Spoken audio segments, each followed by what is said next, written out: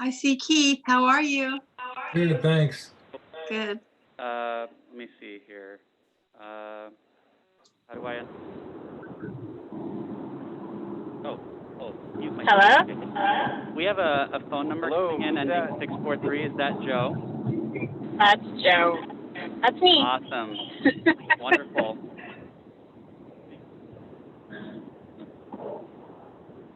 Rachel? Thank you for unmuting me.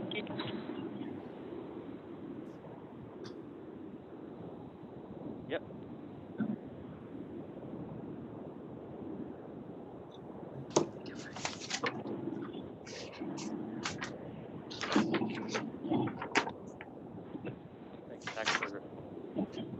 We're good to go? Okay, wonderful. Alrighty, it is 1 minute past 5:30. I would like to call this what are we? Eighth meeting, general meeting of the Parks and Recs Commission of Meridian to order. May I have Rachel please call the roll? Yes, thank you. Don Gelsomino. Present. Michelle Jensen. Present. Keith Bevan. Present. Jennifer Bobo. Present. Abby Hutchins is absent. Joe Greer. Present. Don Nesmith. Present. Craig Steele. Present. Jessica West is absent. Councilman Brad Hoagland. Present.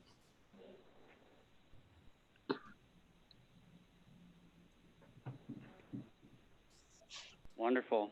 Thank you so much, Rachel. Quorum being met, our next item on the agenda is adoption of the agenda. Do I have a motion to adopt tonight's agenda? Mr. President, Commissioner Steele. I'd like to make a motion that we adopt tonight's agenda. A motion has been made. Is there a second? Mr. President, I second that motion. Wonderful. Seconded by Commissioner Jensen. All in favor? Aye. Aye. Aye. Any opposed? So ordered. Thank you, Commissioners. Next item, approval of the minutes from our July 8th, 2020 regular meeting. Do we have a motion for the approval of last month's minutes?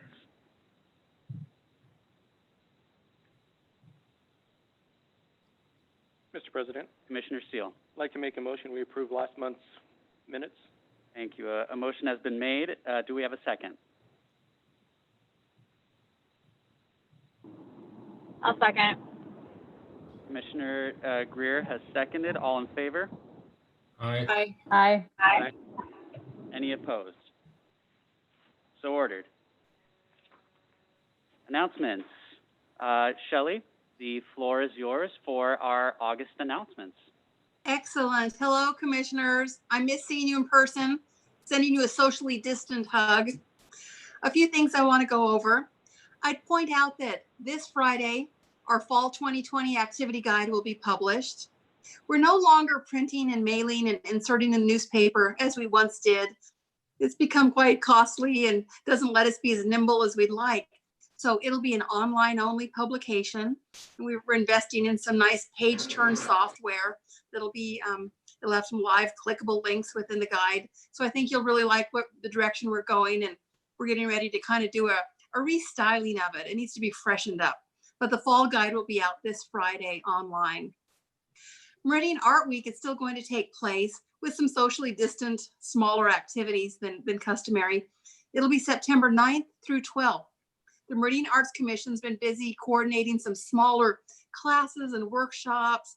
I think there will still be a chalk art competition. Might be a little different than usual, but nevertheless a chalk art competition. And then the very popular Meridian Art Drop, where citizens are encouraged to hide little handmade works of art around town for others to find and keep. So again, that's socially distant and something that people have really enjoyed in the past. So Meridian Art Week is September 9th through 12th. More details will be coming soon. Speaking of art, the art exhibits continue up in Initial Point Gallery. We've had some incredible art. And in October, we'll have the Idaho Watercolor Society, which is a big group show. November will bring the Pastel Society of the West Coast, which is also quite prestigious with the chalk and pastels. And then December is again a mixed group from the Idaho Commission on the Arts. They'll be curating art for that. So the art exhibits continue at Initial Point Gallery. If you stop by City Hall, maybe to early vote, because early voting's on for the West Ada School District levy now through August 21st during all regular business hours. Pop up to the gallery and take a look. Another event I want to talk about is National Night Out. That's the night that traditionally neighbors are encouraged to gather in their neighborhoods to show solidarity against neighborhood crime and vandalism, drug use, that sort of thing. This year it'll be a little different. Usually it's in early August. Nationwide, it's been switched to October 6th. We're not going to really encourage big giant events, but maybe some smaller, very much smaller get-togethers if the restrictions permit. And the mayor and council and police and firemen, instead of attending the parties and schmoozing and kissing babies and glad handing and judging the bike contest and all that, they're going to do more of a caravan or a parade type drive through the neighborhoods to help keep people socially distanced and keep safe and healthy. So National Night Out will return on October 6th with some variations on the theme. Again, more information forthcoming. That's primarily coordinated by police and fire. I'm not going to go into details right now, but do know that we've got some autumn events up our sleeve. Oh, we're not going to call them events. We're calling them community engagement activities. Things that families can take part in without having to gather in large groups. We've got several proposals on the table that we're researching and fine tuning, and so we'll have some announcements soon. So really, despite that we had to say goodbye to some of our favorite events, we're still trying to be creative and engage the community, and that'll certainly continue in late summer and into the fall and possibly beyond. That's my story, and I'm sticking to it. Wonderful. Thank you, Shelley. Do we have any questions from the commission? Do we have any questions from the commission for Shelley? Hearing none. Shelley, thank you so much. And I'm going to duck out. Bye, guys. We'll Thank you. stay safe. Thanks. You too. Thank you. We have no old business. Our new business, we have a Lakeview Golf Course update from Sean Wardle, Western Ada Recreation District Board President. Sean, Thank you, the floor is yours. Appreciate it. Members of the commission, glad to be here today. This is actually where I began my official service to the city of Meridian. I was appointed to the Parks and Recreation Commissioner by Mayor Bob Corey. And so I appreciate your mission, and I appreciate that everything that you do for the community. I'm here today on the behalf of the Western Ada Recreation District to talk a little bit about our future plans. And so I'm going to begin a little bit with the past. For those of you that aren't familiar with the Western Ada Recreation District, we were founded in 1971 with the specific purpose to build the community pool. And if you think about Meridian in 1971, it was much different than the community that we see today. And so when the Western Ada Recreation District was drafted, it essentially included what is today Meridian's area of impact. And the city at that time was a very small portion of it. And so the pool was built, the community got its community pool, and we have operated that again since 1971. Again, back then the city had a very small parks department. If you remember, Story Park was frankly the only park within the city. And so when the Meridian Little League began to play in a spot called Fuller Park on donated ground, the entity that took over that specific park was the Western Ada Recreation District. And if you recall, Fuller Park is out off of 10 Mile. And when I played Little League out there, it wasn't even in the city limits. And so the Western Ada Recreation District managed and operated that park for a number of years.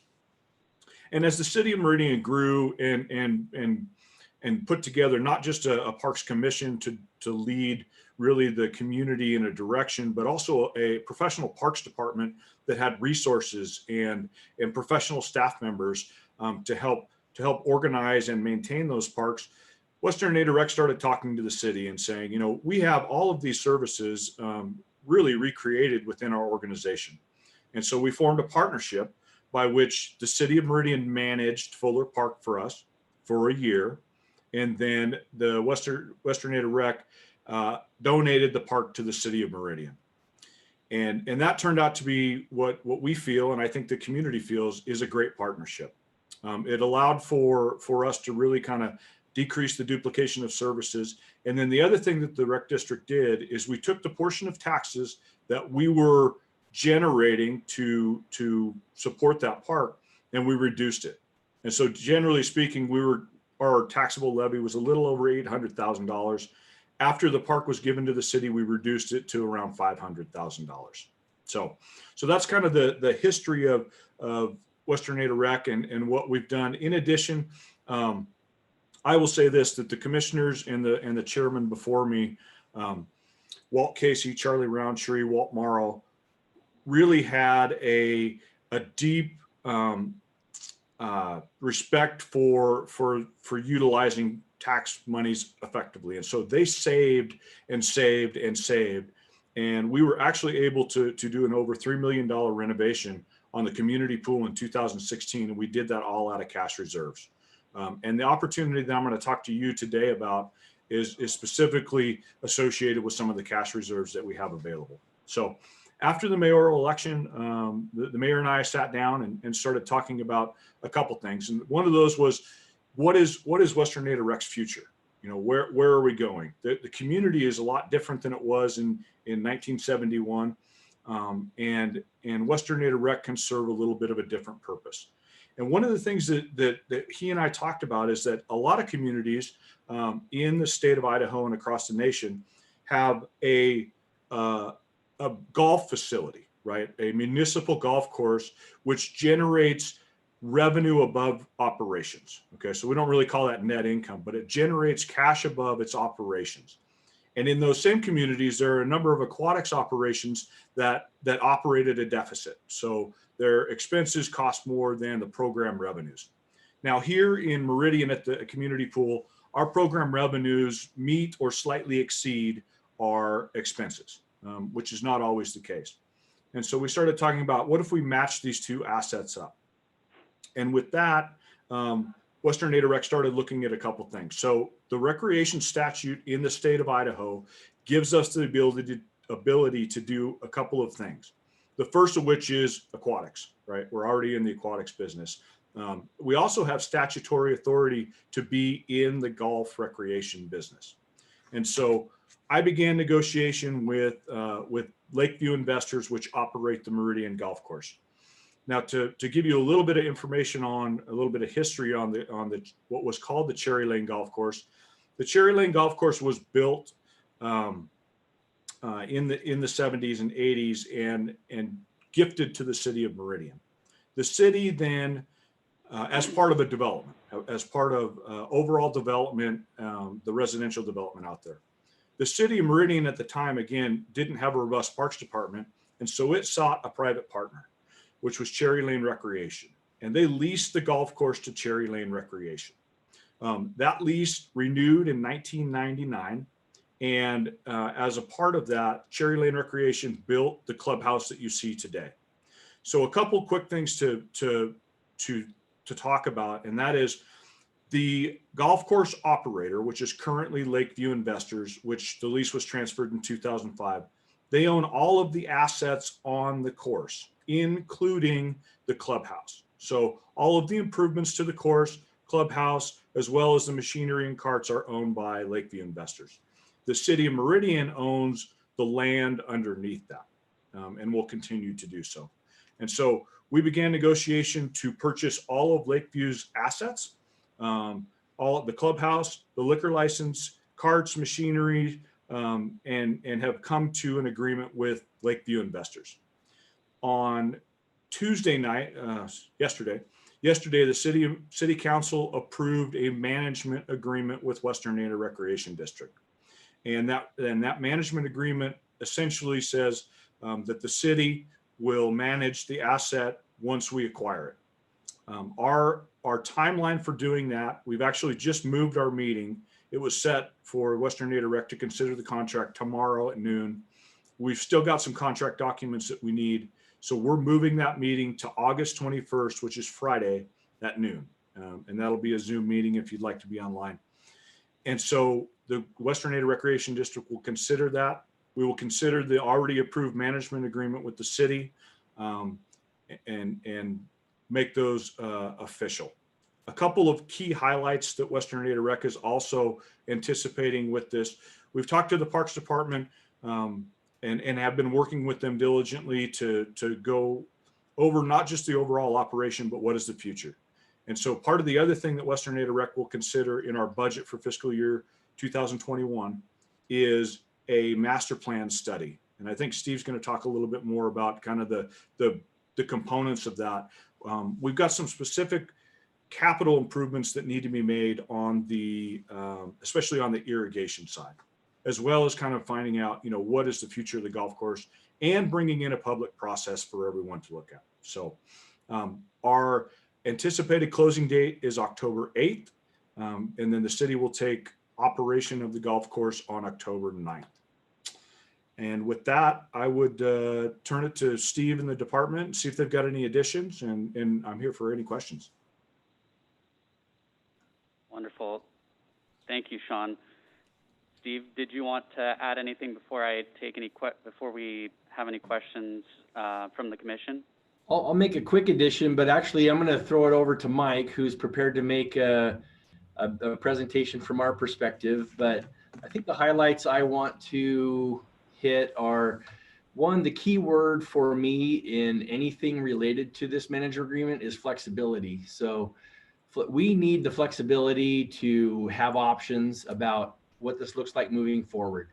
There are a lot of unanswered questions, and we intend to answer them through the master planning process that Sean mentioned. So our intent is, if we do take that over, Mike will tell you a little bit about, how we get through the next 6 months. But during that 6 months, our intent would be to do a master plan process that looks at operations, looks at maintenance, looks at food and beverage, looks at all the different aspects, the staffing, the accounting, and really gets down to the details of all those things.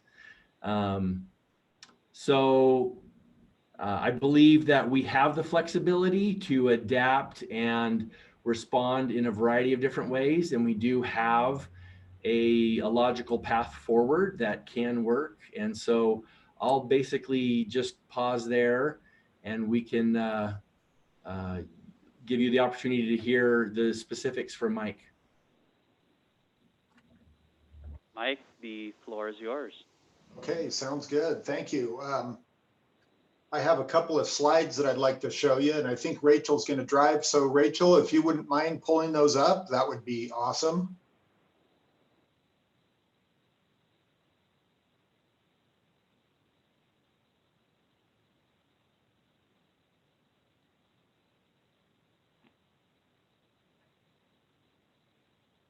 Are you able to see the screen? Not yet. This is what we're seeing up there, Rachel.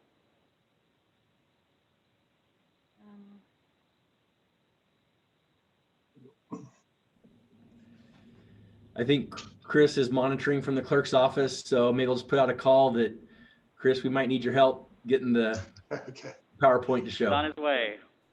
All right.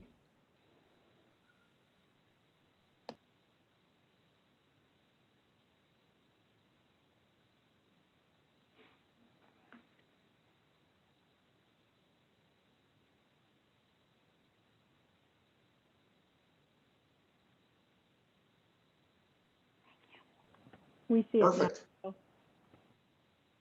So, yeah, I think, thanks, Sean, for kind of going into detail about how the process so far has gone, and Steve for your input, and really what's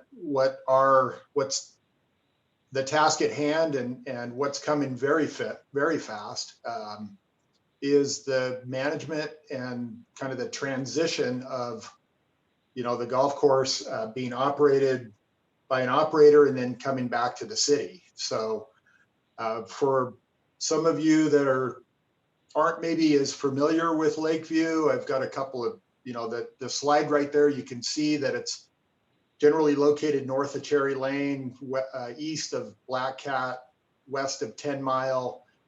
And it's kind of right in the heart of a really nice neighborhood. It's very scenic. There's the amenity value is tremendous. It's in good shape. We've been out there maybe more in the last couple of months than I have for a while. And there's a dedicated staff out there that takes a great deal of ownership. And it's our goal to transition and retain those folks and just make incremental improvements as we go forward. So next slide, please, Rachel.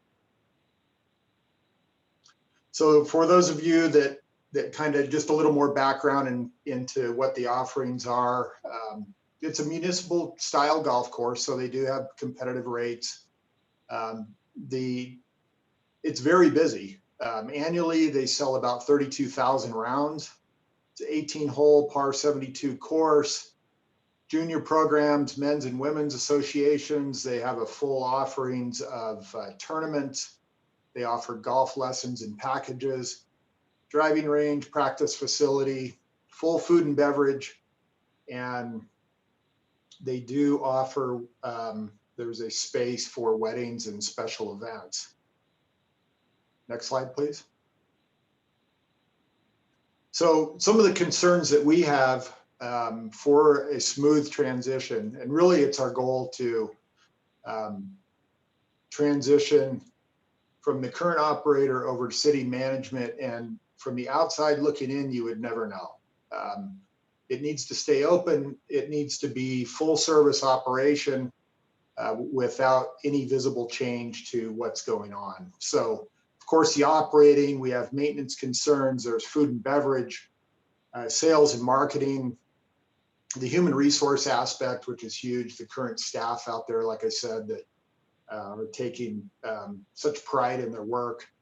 And then of course, the accounting and finance, and all this stuff needs to be integrated into the city processes. Next slide, please, Rich. So some of the items, I know, I apologize, that's a little bit small, but you can see just some of the laundry list of things that need to be thought through and worked out and brought into our operations. And as you can see from this list, it's quite a bit. And I'm not going to go over each individual one, but you can tell that there's, many items that need to be thought through. And like I said, the goal is to have a smooth transition, but then also going forward, make incremental improvements. Next slide, Rich. So how do we transition and how do we get through the next 6 months while we're having the master plan developed and some of the irrigation that's going to be audited? Is we see this as probably the preferred short-term plan would be to hire everything out for full management. And we have a company that is willing to take this on. We've been going through an agreement with them, looking for legal edits and negotiating price and that kind of stuff. So we've been negotiating with Kemper Sports. They are a full service golf management company based out of Texas. They have golf courses, municipal golf courses all over the country. They don't have any in Idaho, but they do have a couple in Oregon. They have 2 for the city of Portland, and then another one for Pierce County, Washington. So very accomplished company. They can handle everything from managing the operations, food and beverage, maintenance, the accounting and finance. I mean, just the process of payroll and and paying vendors right now is pretty extensive. So it's our goal to have Kemper Sports on board September 15th. That would give them roughly 2.5 weeks to mobilize and integrate into the operation. The agreement between Ward and the current operator is set to close on October 7th or 8th. And the operation would be ours on September 9th. So really it's a handoff. It comes to the city, it goes to Kemper Sports. We manage them and they manage the course. So we'll have our hands in it every step of the way. It won't be hands off. Next slide, Reg. So just some of our next steps and some of our partners, of course, our partner is Lakeview Golf Club, and they've been 100% cooperative throughout the whole process. The master plan process will be conducted by the National Golf Foundation. Kemper Sports, of course, Western Ada Recreation District. None of this would be happening without them. The city, SPF Water, is going to look at some water rights, and then Bear Design Group will be doing a full irrigation audit. So the next steps for us are to implement the transition plan. At the first council meeting in October, which is the 6th, I believe, we would do a budget amendment for operations. That budget amendment would be offset by revenue. We contract with the National Golf Foundation to kick off the master plan, and the Bear Design Group for irrigation audits as well. We might try to accelerate that a little bit. We want to accomplish that during the irrigation season, and with water going out usually in early October, we'll want to kick that off a little sooner. But then the water rights stuff is another thing that needs to be worked on and looked at. And with that, I think we have a video that we can try to queue up that just kind of gives you an overview. I talked about how scenic and aesthetically pleasing this golf course is, and this really highlights that.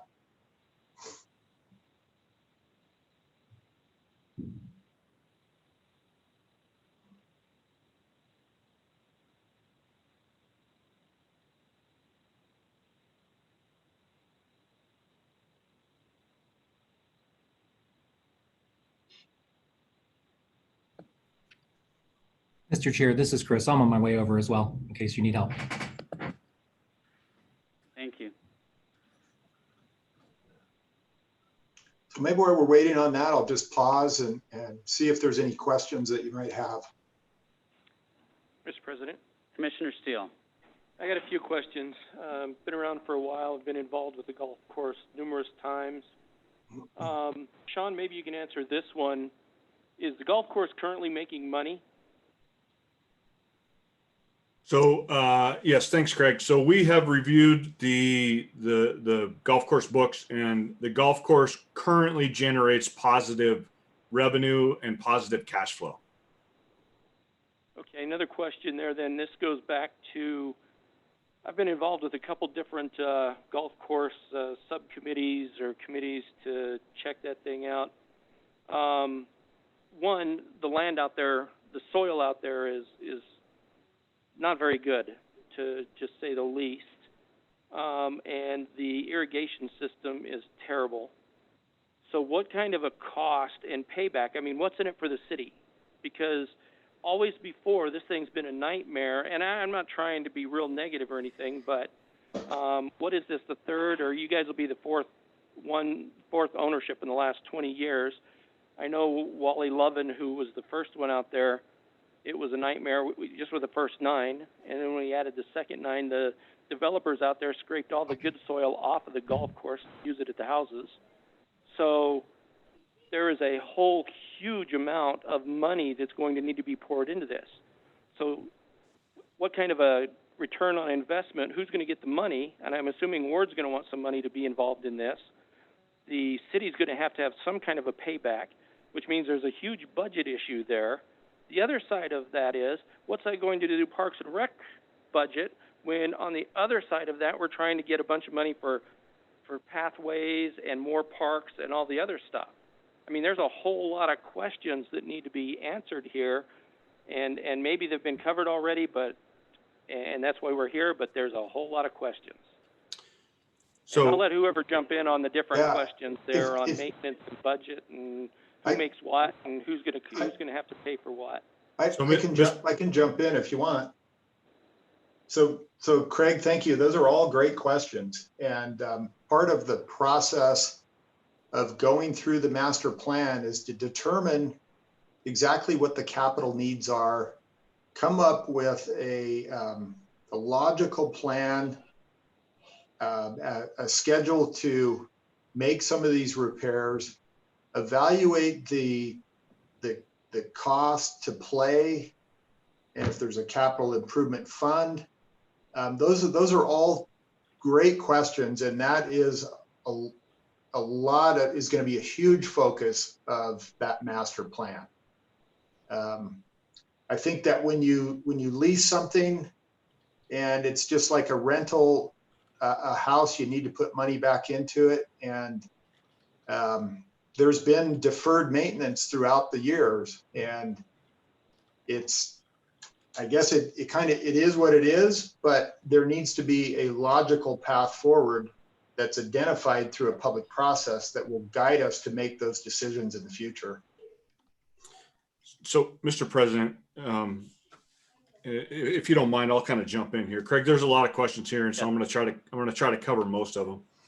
The first thing to talk about is this: the asset is currently owned by the city. Okay, so meaning the ground underneath is currently owned by the city, and there have been a number of conversations. I've been involved with you in committees for years, talking about whose responsibility is the irrigation system, right? Because that is one of the issues, right? It's not the only issue, but that one is one of the major issues. And I believe that the original parks study identified, sorry, not the park study, the original study identified anywhere between $2.5 and $4 million. So the first thing that I want to say is this: and as long as I've been involved, one of the big discussion items has been anyone spending public dollars that would benefit a private entity, right? Because it's owned it's leased and operated by a private entity. So the first thing that this does for Western Native Rec is this cleans up the public ownership issue. Okay, so everything is now owned by the public and available for tax dollars. I want to answer your specific question about what Western Native Rec is looking to get out of this. So we are specifically looking to spend our revenue, okay, and all of our tax dollars on assets that we own. So that would leave the golf course and the pool. And once we have depleted those funds, we are anticipating sunsetting the taxing entity and transferring those assets to the city of Meridian. So the long game is this, is that the city ends up with both the course and the pool, and that our agency sunsets and is no longer taxing the community. Okay. Yeah, and again, it just, again, you and I have both been involved in that first golf course subcommittee and everything else. So we've been around a long time. In fact, I think too long for me. But the cost on this thing, it's just something that the city, and I know we're going to do our due diligence, or I hope we do, but there's like you said, I mean, and that was how long ago that it was $2.5 to $4 million. And the costs have only gone up since then. And that's just on the irrigation system. There's still stuff that has to be done with the soil and everything else out there. So, and again, I know Brad's on here and listening also. So there's just a lot of questions that, and again, I'm not saying no or anything else. I'm just saying that we just need to do our homework. Yep. Mr. President, Craig, if I could jump in. And so all along, the irrigation system at this golf course keeps coming up. And all anybody can think of, because I think the thought has been all anybody has ever talked about is full replacement. I'm not convinced that it needs to be replaced. I think that there might be a middle ground, and there's more than likely some heavy maintenance that needs to be done. But as far as a full replacement, I mean, at the end of the day, this is a municipal golf course, and we don't know what has been worked on in the past, what condition it was. I know that PVC pipe doesn't disintegrate in the ground, and that the golf course for the most part is fairly green. So we'll identify and we'll come up with a logical plan that's fuel efficient to make the necessary repairs and get it so that it maintains its high level of playability and aesthetics. But I'm not convinced that it needs to be replaced. I just, with, the different ones, I mean, the USGA, we did one, I don't know if it was, there's been 2 different golf course studies out there. One was more formal with the USGA involved, and with them, most of the piping out there is undersized, which means it's really hard to get to those spots and to keep it all green. And again, I'm just bringing this up so we're all aware, and I've been around for a long time, so I've been involved in a lot of this stuff. And again, I don't think you're incorrect that, all of it needs to be replaced, but it is a big chunk of change to fix it along with the soil issues. And those are just the maintenance side. And yeah, I mean, it's a decent clubhouse, and it's kind of fun to go out and hit the balls into the water and stuff like that. So, anyway, just wanted to bring those points of interest up because that's kind of our job here on the commission. Mr. President? Mr. President? Yeah. I just wanted to weigh in on this. Commissioner Steele definitely brings up some good points, and those are the types of questions we had and went through. And I don't recall hearing Sean mention they're bringing some extra money to the table on this whole deal too, to put into the studies that need to be done, the master planning, the review, and Sean, that was what, 60,000, I think? Correct, 60,000 initially. Yeah. Initially, to take a look. I like Mike's analogy of it's a house that you own that you're leasing out, and sometimes you get it back in not such great condition. And our biggest concern here was if we waited to the end of the lease term for the current holder of the lease, weren't sure that we'd have much left. What we would have to do would be so great that we'd be in serious trouble and might go in a different direction totally. Under Sean's leadership and with Ward willingness, we think this is a path forward to take this back as a community asset. We were certainly confident in Steve and Mike's ability to take this on and to move forward, even though we knew Steve would want more time, because he wants to have it just right. But we saw this as an opportunity to bring this back as a community asset, to invest in it. And as Sean pointed out, there's a long-term vision here that we think will benefit everybody involved. Plus the fact now we're adding this to the portfolio of our Parks and Recreation Department. And with the Parks Commission and the people serving, we know that you guys will ask the right questions, bring issues forward, talk about solutions, and as this evolves, we can manage it. Because as Mike pointed out with the irrigation system, we aren't going to do it all at once. We're going to have to piecemeal it. We know there's other priorities for parks. It is a net generator of revenue. So we're going to have to reinvest those into the facility. So we'll get there. We do await that what the studies will show us, but we're confident that we can move it forward. Thank you, Councilman Hoagland. Do we have any further questions from the commission? Sorry to be such a bummer, guys. Commissioner Steele, your experience is an asset to this commission and to everything that has gone on in our city. So it's just because I've been around for so long. So, but thank you, Sean, for your presentation. We appreciate it. Mike, thank you for your contribution to that presentation. Steve, is there anything further before we move forward? Nothing further. Nope. Wonderful. Thank you. Well, if there are no further questions from the commission or comments. Thanks, Sean. Wonderful. Thank you, We Sean. will move forward to the Meridian home court update from Jake Garrow. Or Garrett, will you be handling that update?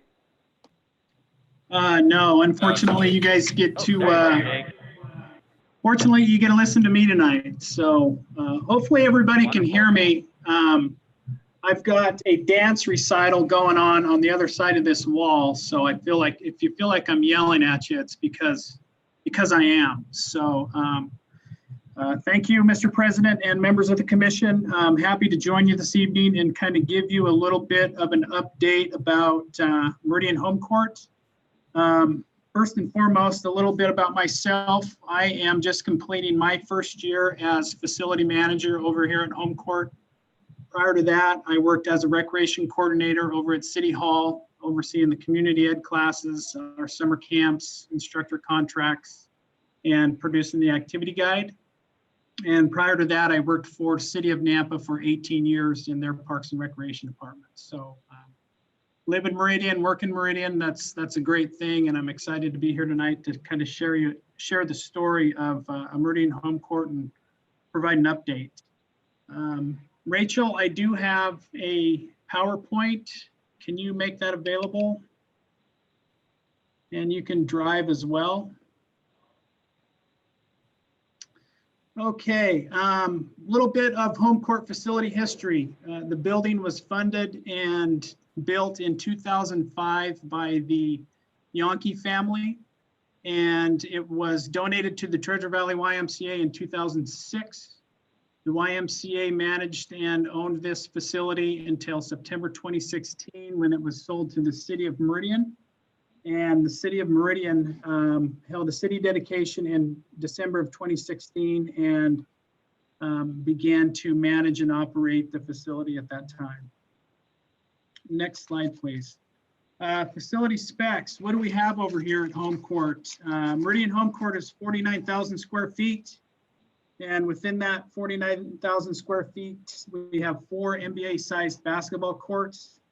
And within each basketball court, we have 12 pickleball courts and 6 volleyball courts. 2 volleyball courts on courts 1 and 4, and courts 2 and 3 each contain a volleyball court.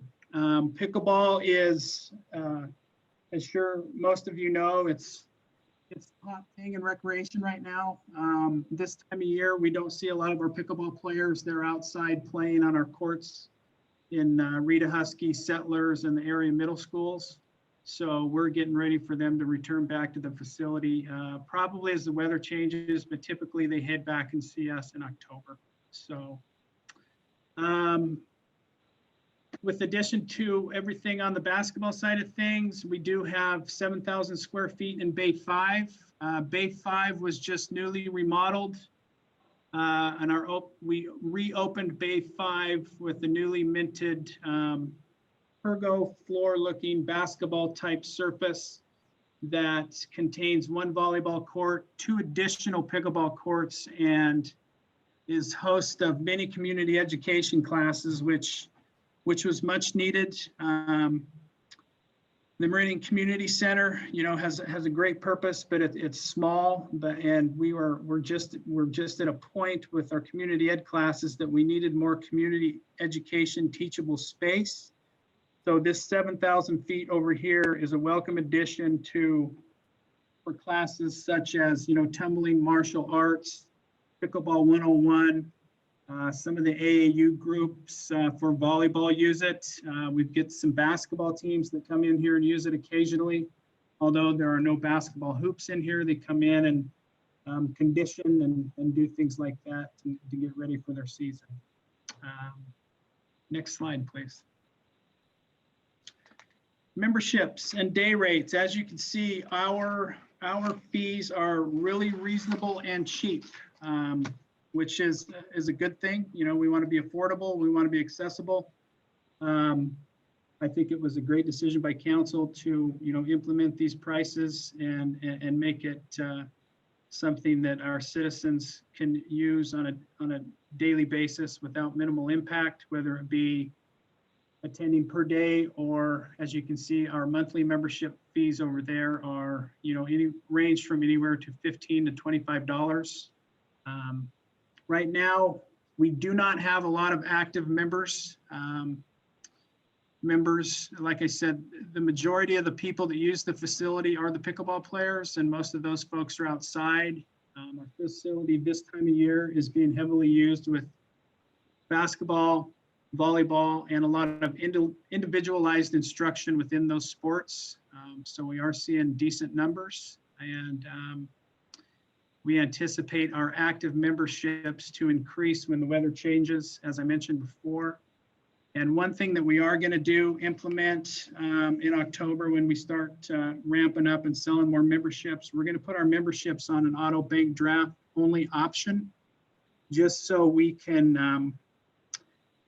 make the process a little cleaner and easier for our patrons and staff. You know, sometimes people will purchase a membership and we don't see them for a couple weeks, and they'll come back in and purchase another membership.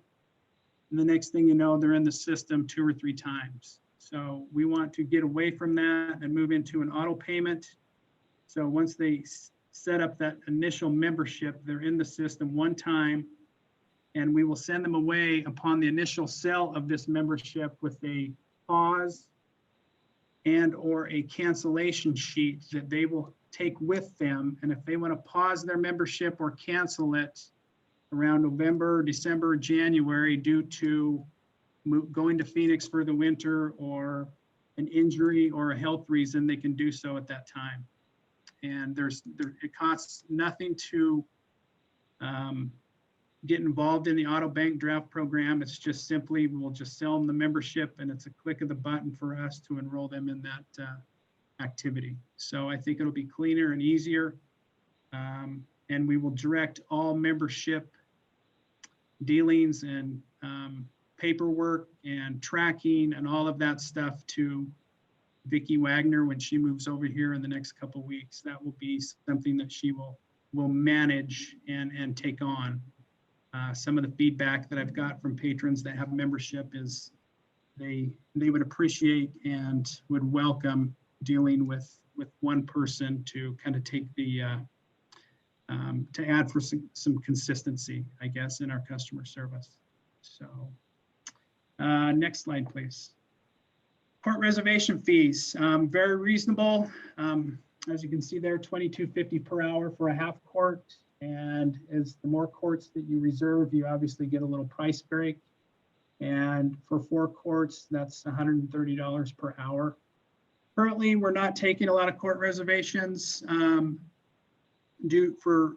2 main reasons are because of our shutdown due to COVID. You know, we were sent home on March 16th, and we, you know, unfortunately, we had to close the facility down till I think it was the 1st of maybe June 4th or 5th. So I just felt it was best to keep the courts open, you know, to be fair and equitable to everybody in our community. I didn't feel it was right to have patrons come in and have this place filled up with reservations and have the general public not be allowed to use the facility after the shutdown. And once we opened again in May, we kind of ripped the wound off, or ripped the Band-Aid off, and opened another wound. We started closing courts the first part of June for a curtain replacement project that took us into the first week of July, and I'll talk about that a little bit later in the slideshow. Next slide, please. Meridian home court hours. Just kind of getting used to these hours now. Now that I've lived over here for a year, I know and understand why these hours were set up the way they were. I think it's a good plan, a good process. October through May, you know, the Monday through Friday, we're staying open till 10. That's when we see a lot of our AAU groups practicing in the evening. Also, it allows for us to use the facility for our adult sports program for basketball and volleyball. Then in the summertime, June through September, when, you know, our folks have a tendency to play outside and go outdoors, and those AAU groups take those times out, those months off, we pare our hours down a little bit. That makes sense from a financial standpoint as well. So next slide, please. Our activity schedule, as you can see here, October through May, June through September. I think, Rachel, if you would go to the next slide, that's kind of depicts that better, what it looks like. Please remember, this is kind of a view from a mile high. This is Monday through Friday for the months of October through May. This is a pretty consistent schedule of what our week looks like in the morning. And as you can see, there's a lot of pickleball. What is that ladder? That's Pickleball Ladder League. BAPA runs that for us. They do all the registration. They do all the organization. They tell where and when players, where they need to be and when they need to be here to play in their little pickup ladder leagues that take place Tuesday and Thursday. As you can see there, on Monday, Wednesday, and Friday, you know, pickleball looks like it ends, you know, anywhere between 12:30 and 2. On those days, we do have people that stay in the facility. We see some folks from 8 a.m. to 4 p.m. They're here playing pickleball, staying busy, staying active. So it's a good spot for, you know, for all age demographics to come and participate in sport and get some exercise and socialize and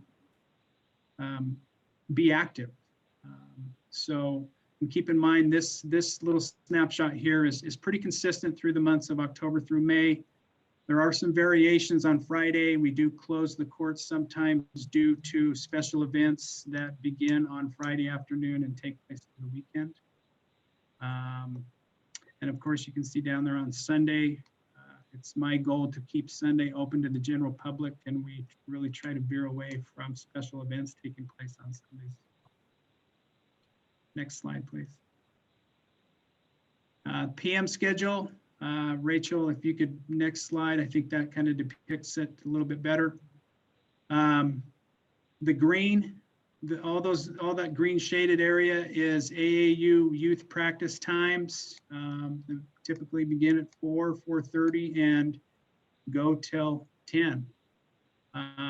This year it is going to look a little different.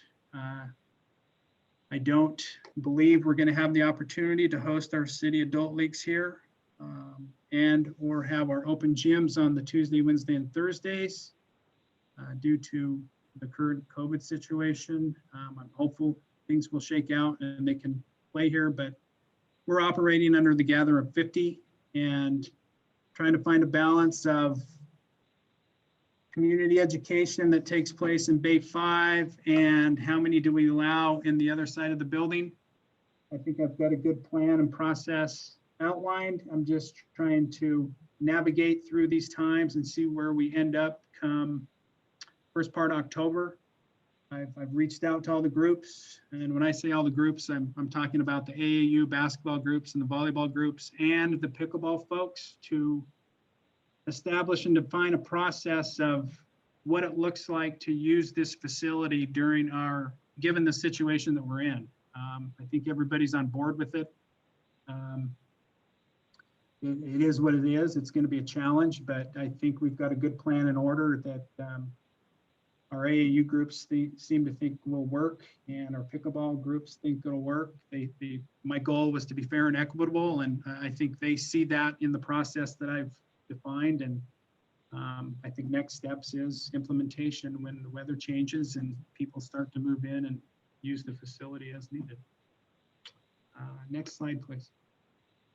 Who are our user groups? Of course, we take care of, working within our department, then work out in the community. So our space is being used by Meridian Parks and Rec, our fall and winter volleyball league. As I mentioned earlier, the community education classes that, you know, the new addition of Bay 5 has allowed us to move some of those classes over here. That's been a welcome addition.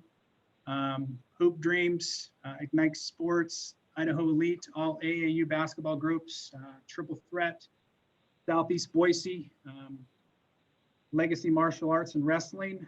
Wrestling is something that was new to, I think, the facility last year.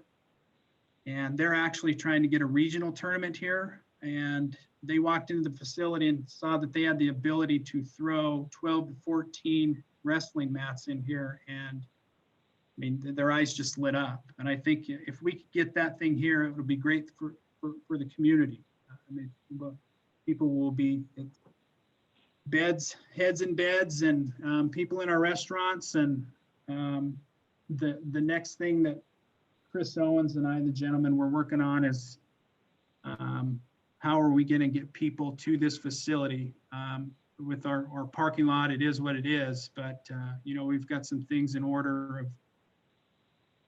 possibly using 10 Mile Christian as a dry dock, and the Legacy Wrestling folks renting buses and working something out that way. But hopefully we get to do that in February or March, or I believe that's when it's scheduled to take place tentatively. But we'll welcome that addition to our facility for sure. Obviously, Treasure Valley YMCA uses it on Saturday night basketball. They have a plan moving forward if we are under the current gathering rule. I've been in touch with those folks. We're lined out there ready for it to go if the season will allow to be played. So next slide, please. Continuing with the user groups, high school basketball academy, the Idaho Senior Games use the facility for pickleball and volleyball. BAPA, as I mentioned before, the Boise Area Pickleball Association, they do a really nice job for us, keeping the pickleball folks in line. Treasure Valley Tournament Series, the Brian Dunn Memorial Tournament and Thanksgiving Shootout. The Brian Dunn, I believe, is the first part of December. And the Thanksgiving Shootout is obviously the week of Thanksgiving.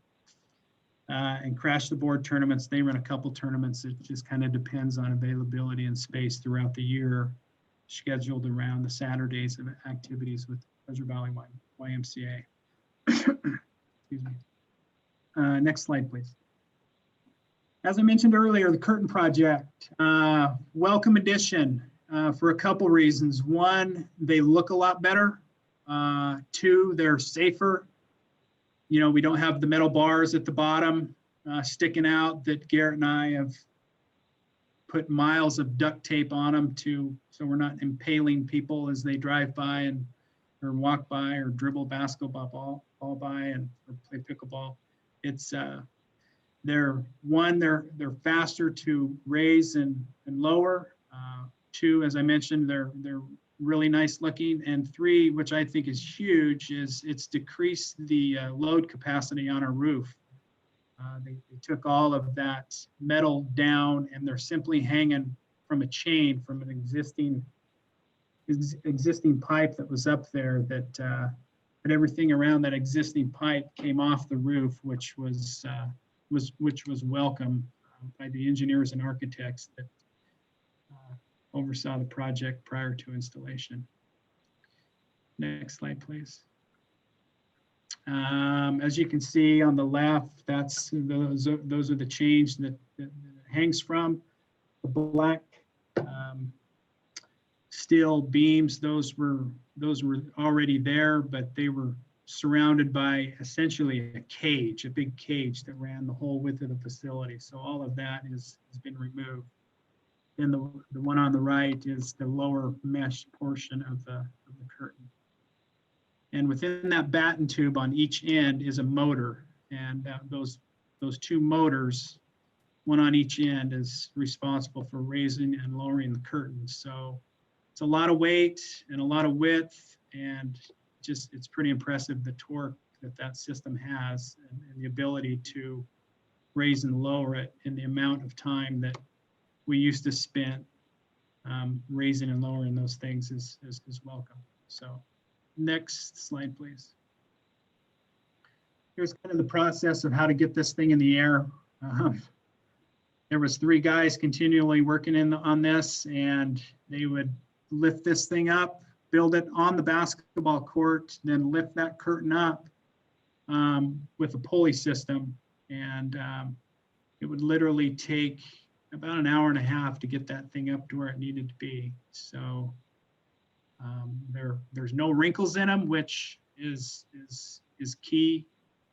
They've been back twice fixing them. I mean, there has been a couple wrinkles that did show up over time, and Keith has been really good about coming back and stretching the fabric out and making sure that they hang flat and they look as they're supposed to look, as designed.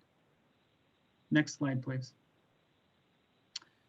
Okay, the picture on the right there is, that's the old system that was built into the wall over here in raising and lowering these courts. So I honestly think flying the Enterprise was easier than this old system that used to be over here.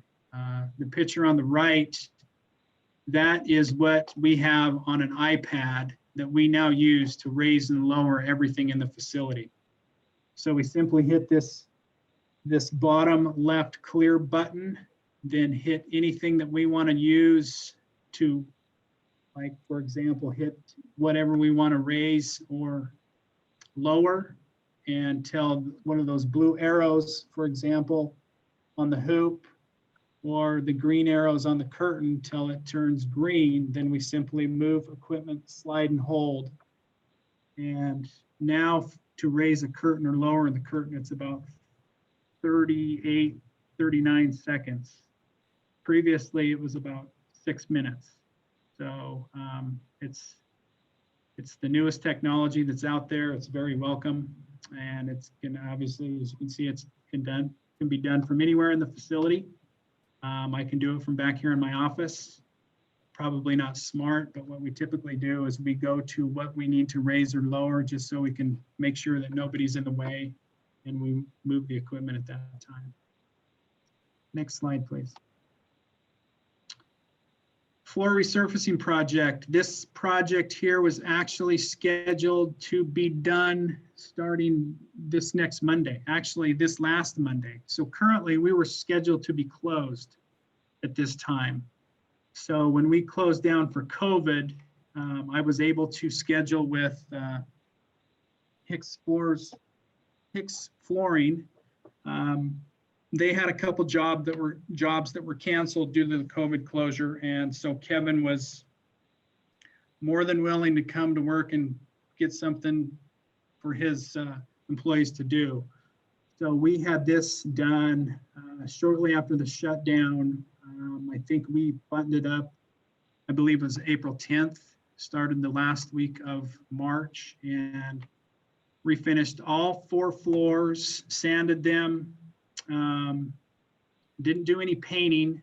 Actually, we did a couple, we put a couple tick marks on our pickleball courts so folks know where to put the pickleball nets rather than putting tape down. So we put a couple tick marks on each pickleball court so we don't have to remove tape from the floor anymore. And we also replaced all of the baseboard around the courts in the court area as well. So we ripped up all the old black baseboard and put brand new black baseboard down. Next slide, please. As you can see there on the left, what they has removed actually in both of those photos. Next slide, please. There's kind of a picture on the left is they're in the process. What you see in the front of that picture on the left, that's not done, but the picture on the right is that's the floor as it was done and resurfaced upon completion. That's where that photo is.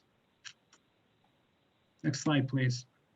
Bay 5, like I mentioned earlier, very welcome addition.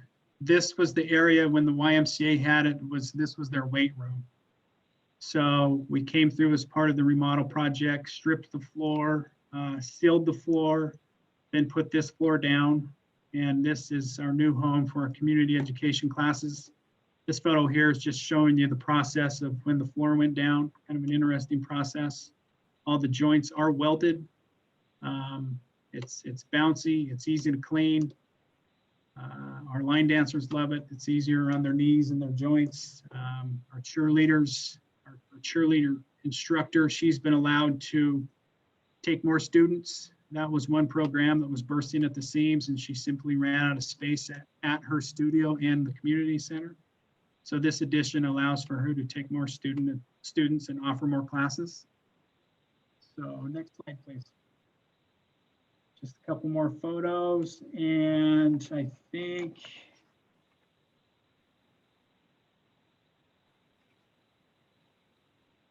over that photo on the right, so at that angle, we do have some carpet installed in there, so that's where the floor ends.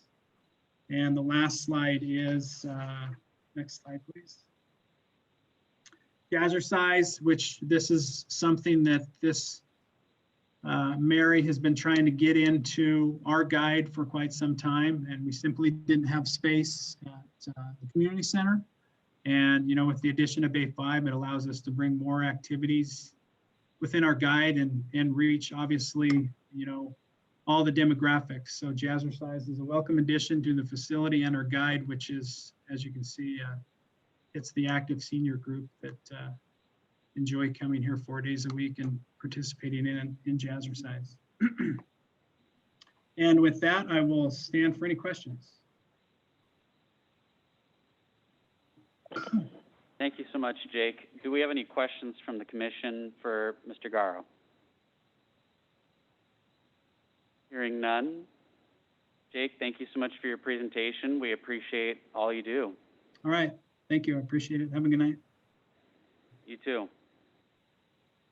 All righty. Moving forward, we have our Meridian Pathways Network map amendment from our very own Kim Warren.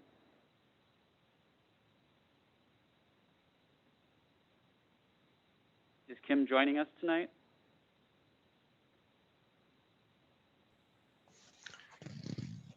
She should be on. Oh, looks like she's getting added right now. Can you hear me? Yes, we can. There you are. Okay. And I don't know about, I don't see any access. Doesn't matter. What was that, Kim? You cut out there. Sorry. I have a camera here, but I don't see any way for me to control that. But I'll mostly be sharing a screen for a slideshow. So maybe you don't need to see me. You see a start stop video thing on the lower left corner when you move your mouse? Do you see? Let's see. So Kim, can you see our screen? I can see Dom and Craig and Keith and Steve. And I apologize. I had to come back out to City Hall. I had a few technical difficulties.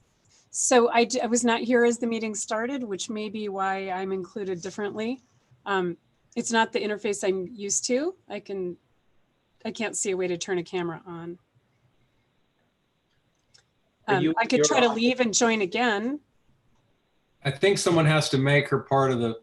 Mr. Chair, Kim is being able to, she's unmuted, but she's not a panelist. So if Rachel can click the more button and promote her to panelist, she'll have access to turn her camera on and share her screen. There you go.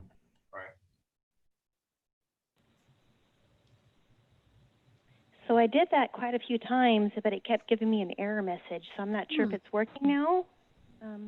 So that could be a technical issue on Kim's end.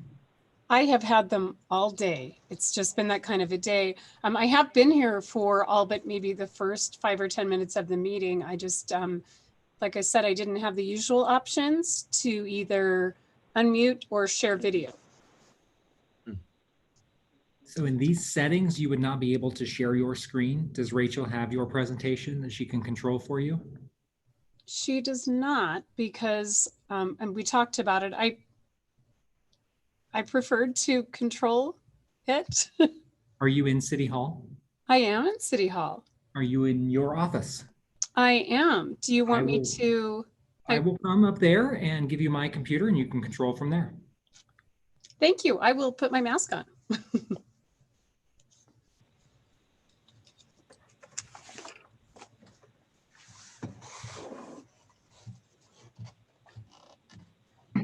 Mr. Chair, you could move to item number 6 and just hear these You things read out my of mind. You read my mind. We had a little mind meld moment there. I was about to just ask you that. Fantastic. Alrighty, so per Emily, we will jump to item number 6 very briefly, or for the moment, for the time being. MPR Master Plan Goals and Objectives update from our very own Steve Sidaway. Thank you. And Rachel does have this presentation, so I'll let her bring up the PowerPoint while I'm making an introduction. We have our master plan in place. Many of our commission was heavily involved in its adoption about 5 years ago. We try to keep it current and relevant, and we make a presentation annually to the commission to talk specifically about our department-wide progress on goals that were established in that master plan. So this is our annual opportunity to come to you and give you the highlights of our progress toward goals and objectives in that plan. I've got a summary in this presentation. Attached to your packet is a much longer document that has all. The problem is it's really big. Chris, your microphone's on. I don't know if you can mute. It just never gave me the usual options. I don't know if they can hear me. I'll keep going. So I only have about 4 slides, but some highlights I want to share with you. So Rachel, next slide, please. So some of the highlights that I wanted to touch on, goal 1.3B is talking about signage, and we got some really unique signage finally installed. It was a long process, as many of our commissioners know, as we were waiting for it beyond the grand opening of the park. But the Discovery Park signage has been installed and is a welcome addition. We are all about partnerships in many things we do. You can see kind of that long list under 1.6A. We've partnered in the last year with the Meridian Rotary Club to put a drinking fountain at the Pine Avenue pedestrian rest stop. We have a partnership underway with ACHD to construct the 10-mile road, 5-mile creek pathway trailhead. We have our partnership with the Hill for Hillsdale Park, and that's an ongoing partnership with monthly meetings that Garrett currently participates in that include the YMCA St. Luke's, West Ada School District. We have a partnership with PAL out at Heroes Park to redo the parking lot out there. We have an executed agreement that there will help share the cost of the design, which is already underway, and construction next year. We have a partnership with Meridian Youth Baseball, and we recently got approved a priority use agreement with them for the ball fields in Fuller Park. We partnered with the Meridian Library District to put a new story walk in Kleiner Park. And if you haven't seen it, it's a wonderful new amenity. You can walk around the pond and read a book, a children's book. It's meant to like walk around with the child and tell them a story as you walk. Kind of neat. We also have partnered with the Meridian Senior Advisory Board. And we have 2 different partnerships with them. We finished the fishing dock last year at the South Pond, and we have an upcoming partnership with them to add an outdoor gym just north of that location along that same pond. Another goal that we have had is partnering with alternative providers to increase our level of service. And one of the key ones from this past year, which Sean Wardle mentioned in his presentation, was the transfer of Fuller Park from the Western Ada Recreation District to the city. And that's been a welcome addition to our park system. And now we fully own and operate it. 1.8B is about hiring and training staff for current and future recreation programs.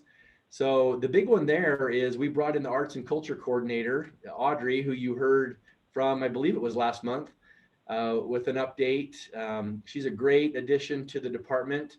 That position was moved from the clerk's department to our department. And then we also had a new position in sports that we were also able to fill. And that has been focused on some new sports offerings that meet kind of more of these social distancing requirements that we're currently under. Like we have a new cornhole league. We've had spike ball league. They've tried they're trying a variety of things like that. So next slide, please. Goal 2 overall is increasing financial opportunities. And under that, a couple of highlights. The impact fees were completed last year and adopted by City Council. That was a huge undertaking, and it needed to be updated, and we are the beneficiaries of having that new impact fee ordinance in place. We have under 2.3B secured a CDBG grant to fund the construction of the Fairview Avenue sidewalk widening project. And then our Care Enough to Share program, which if you can see my little sticker today, I am wearing jeans, and we have a program for city staff that if you want to wear jeans on Wednesdays in the summer, you can contribute $5 toward Care Enough to Share scholarships and wear jeans for the day. And it's been a great benefit and serves. Last year, we were able to serve 16 kids in a variety of programs and fund them with scholarships to participate, which is great. Next slide. Goal 3 is about improving our programs and service delivery. 4 things to highlight there. One you just heard about from Jake. With the completion of that Bay 5 renovation at the home court, we've been able to add new classes at that location, and people love it there. So that's been a great addition. When it comes to staying current with trends and programs, I mentioned the spike ball and cornhole leagues. Those have been great additions. We also added a girls fast pitch tournament last year in June. And let's see. The next one is about expanding our programs and by hiring our new recreation coordinator, we've been expanding our programs, and we've talked about the addition of home court and Bay 5. So, and then you helped us as a commission identify gaps in our programming last year. And I remember Colin Moss stood before you, and we went through a comprehensive list of all of our programs and activities, and we've been doing our best to respond to some of the gaps that you helped us identify, and we've been able to find instructors for new classes such as kendo and fencing, Spanish lessons, creative writing, social dancing, and cooking classes have all been added in the last year that weren't there before. Next slide, please. The 4th goal is to maintain and improve our facilities and amenities. So the 4.1A deals with implementing our plans, such as our capital facilities plan, our comprehensive financial plan, and our master plan. So along that line, we got Bay 5 remodeled. We added a new well in Settlers Park. The home court curtain dividers were replaced, as you just saw. And many of you were able to join us last fall in the Charlie Roundtree ball field renovation, which we were really pleased to be able to do. With the implementation of the Pathways Master Plan, we've got the South Slough Finch Lateral Pathway documents nearing completion. I hope to be able to put those out for construction for this coming year. The James Court Sidewalk Widening Project, which is that area that ties into the Bud Porter near Meridian Road. That's under construction and nearing completion. The Pite Avenue Rest Stop is under construction and nearing completion. The 5 Mile Creek Trailhead at 10 Mile Road, that's our partnership with ACHD, is under construction. And the Pathways Master Plan was updated and adopted by council. And you're going to hear from Kim shortly about some additional changes to the map that we'd like to take forward. We are working on the plans for the new community center, and you heard the status of that just last month. The design process is still on hold while we're awaiting to hear back regarding approval of the Galena Fund's proposed housing projects, but we anticipate that moving forward, and are excited to be able to bring more of that forward when we have something more to share. There's a specific goal about parking, and I've mentioned the Heroes Park one, but that is a significant addition there that will be important towards that goal. And then we have a goal toward, excuse me, adding shade, storage, security lighting, et cetera. So along those lines, we've done a lot with lighting, and specifically with LED lighting. So the home court facility inside and out has been upgraded to LED lighting. We have seen a significant reduction in our electrical bills as a result, and that's been a great thing. As you know, the ball field lights at Discovery Park that were bright and glary halogen light bombs, for lack of a better word, were converted to LED and are much, much better. Our park system, meaning the parking lots and things like that, we've been converting those to LED, and we're almost completely there. And then on the shade side, the shade was added last year to the Kleiner Park bandshell. Next slide, please. So that is an update of highlights on progress made toward goals in the master plan that was adopted by the commission and council, and that we're currently seeking to implement. And with that, I'll stand for any questions. Mr. Chair, I apologize. What? Can you ask Rachel to admit Kim while we work on that?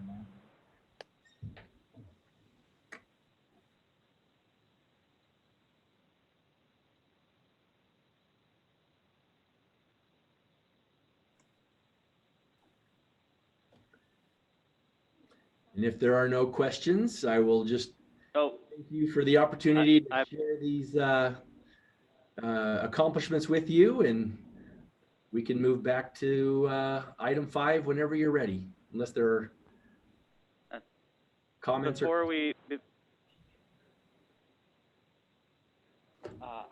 not on my screen. Yeah, that's bear with me one moment, Steve. While we get this figured out, do we have any questions for the commission, from the commission for Steve on his report on the plans, goals, master plan goals and objectives?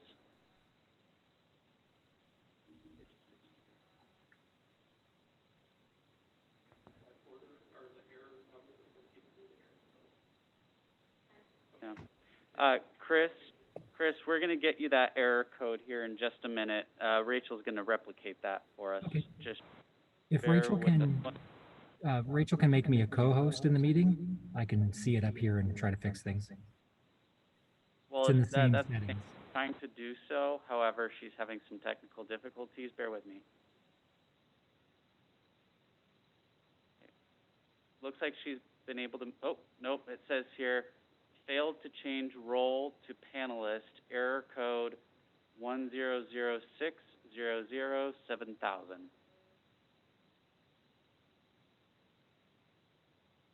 So it looks like we're getting an error code whenever she attempts to make anybody else a co-host of the panel. in making Kim a panelist, but I was able to make the clerk's office a co-host. Oh, you were able to. I believe okay. so, yes. I can see the presentation screen now. Can everyone else? Yes, we can. Okay. Kim, the floor is yours.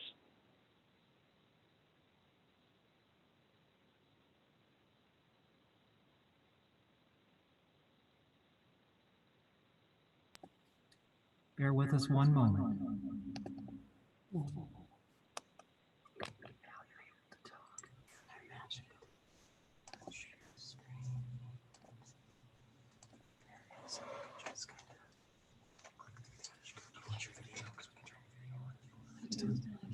Okay.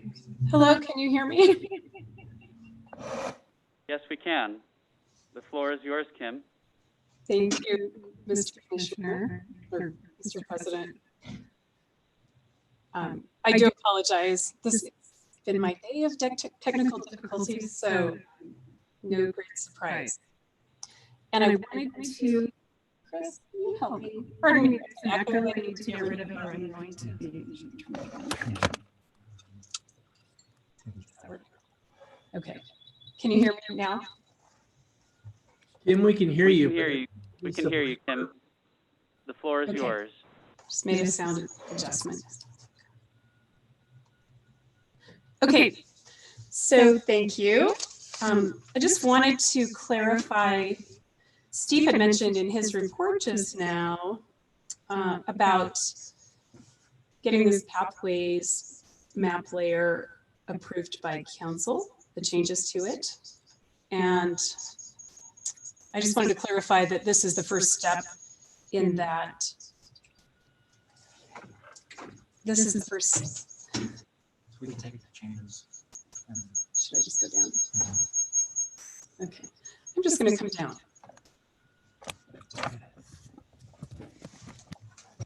It was a nightmare. We won't have any audio in there, and you can still. Oh. No, gosh, no. This is the world we're dealt right now. We're still gonna have to use Zoom probably forever, but at least they're fixing chambers. You know, we'll have the audio stuff fixed and the running. It'll be a lot easier for Rachel. But I know the error she's getting. I just don't know what causes it. I've seen it before. It just says unable to promote. Yeah, because I was late. No. It should let you in anytime. We do that with like public hearings. We make somebody a panelist 3 hours into the meeting. Yeah, we just do it. We can do it anytime. We can kick them in, bring them in, kick them out. But if there's a different version of Zoom or something, that could do it.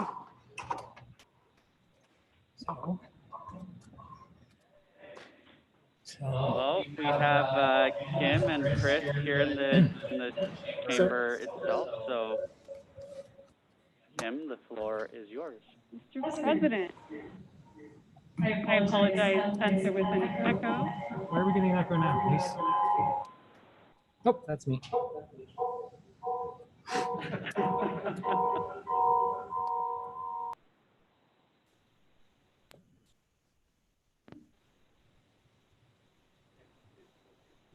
Right.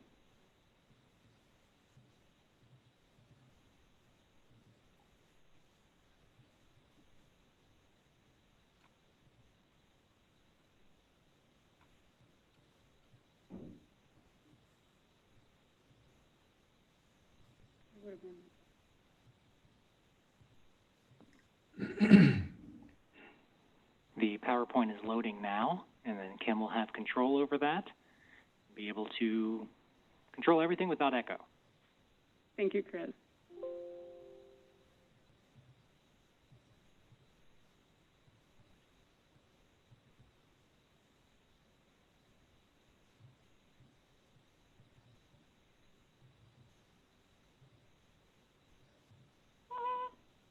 Thank you.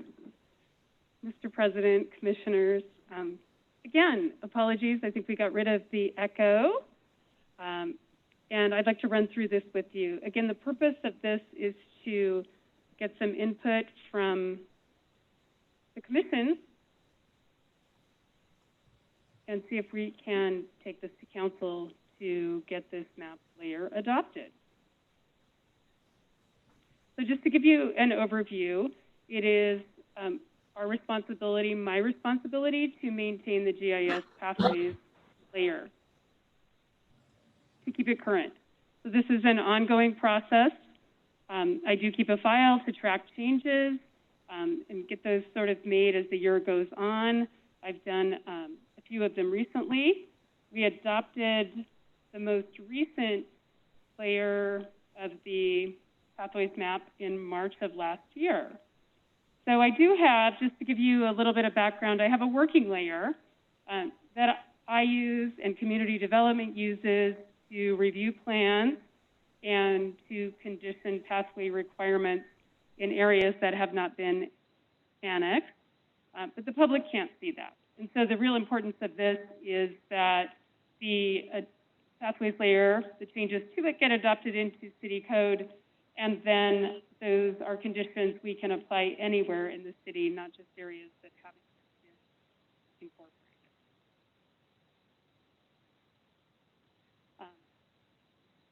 So the map layer update, as of now, is in a book format, similar to one that a lot of you may have seen last year.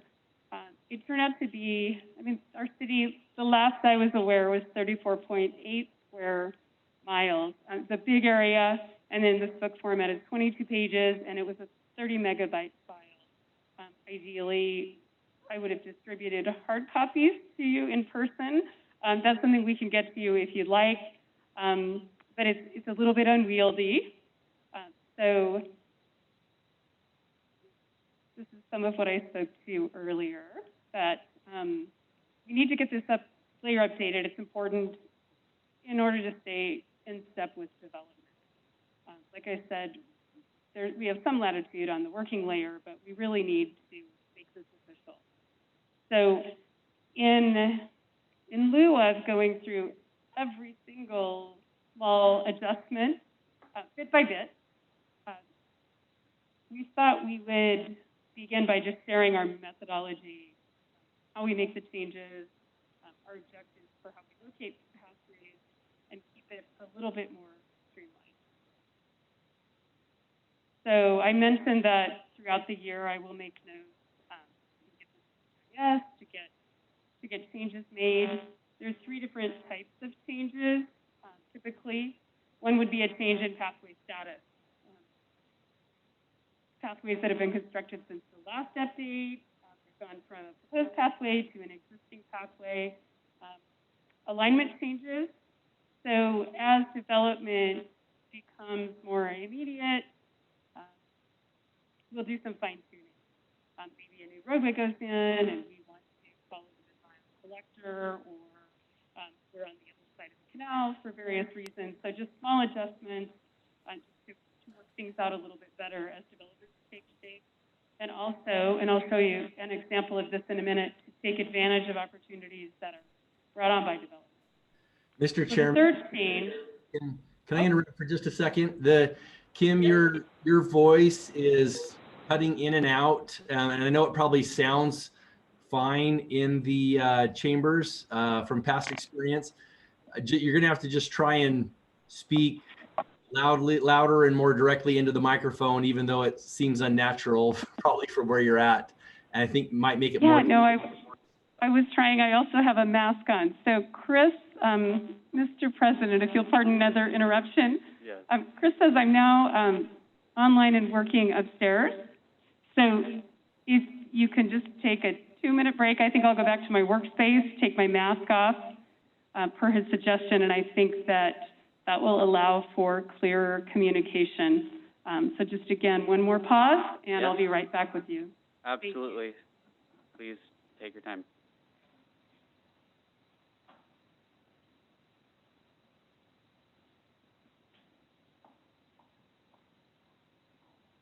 Emily, with your blessing, I'll just mention that we don't have any workshops, and that after Kim gives her report, we will move into staff reports.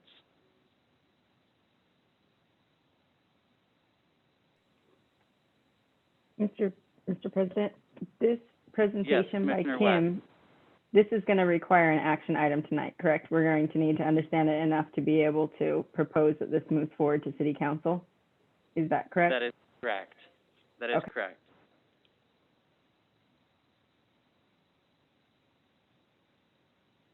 Wow, It's unfortunate that we're having so much technical difficulties on the item that requires action today, but I guess that's just how things work out sometimes, so. Yeah, this is probably worth taking the pause and making sure we get it right so that you can hear it well. Yeah. Mr. Chair, if Rachel can stop the share, I think we are ready to go. Oh, wonderful. Alrighty. Kim, whenever you are ready, please feel free to resume.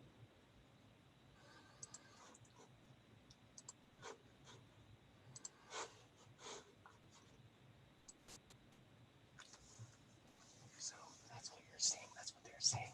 The mic is on. Can I drag it over? We don't need to drag it over, but you are not looking at the camera. Okay. Okay, does that work? Thank you. Mr. President. Yes, I almost said Commissioner. Kim. Oh my gosh, I got it. Let me borrow it so I can find it faster. So maybe you can put it over here. Yeah, that's what's weird. Speakers are on. This is insane. I'm sorry.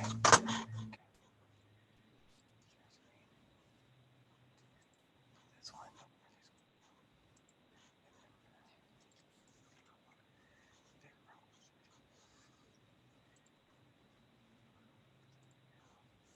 It just keeps wanting to go there. You can just share it this That's way. okay. I can The bigger question is, why is it not? So see if they can hear you now. Mr. President, can you hear me? Yes, we can, Kim. The floor is yours. So they're seeing this one. They're seeing this because then that's just a setting thing. So And we can't do that. good.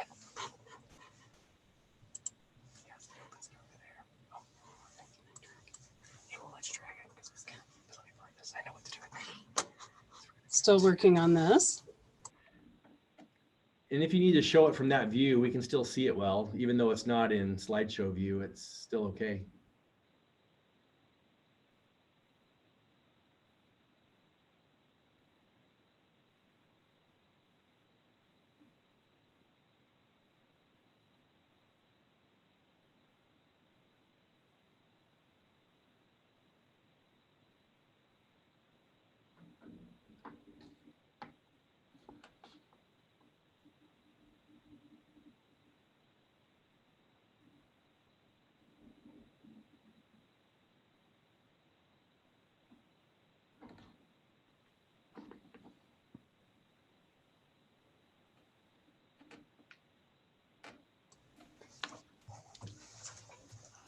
Mr. President, commissioners. Yes, Kim. Okay. Feel free to resume. This is excruciating, but I think we're home free.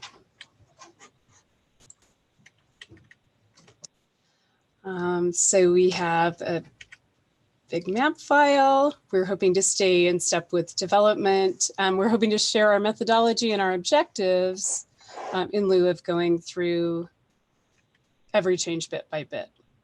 So types of map changes. I think I'd been through the first two. Either the status of the pathway has changed, become existing instead of proposed. We may have changed the alignment due to various contextual reasons, or there's some proposed new connections in growth areas. This is just to get a rough line on the map so that, you know, as developments come in, we've at least made it known that we'd like a connection in the area so applicants can be planning for that. So for our proposed new connections, generally our objectives are to enhance connectivity, pick up gaps, enhance the overall system.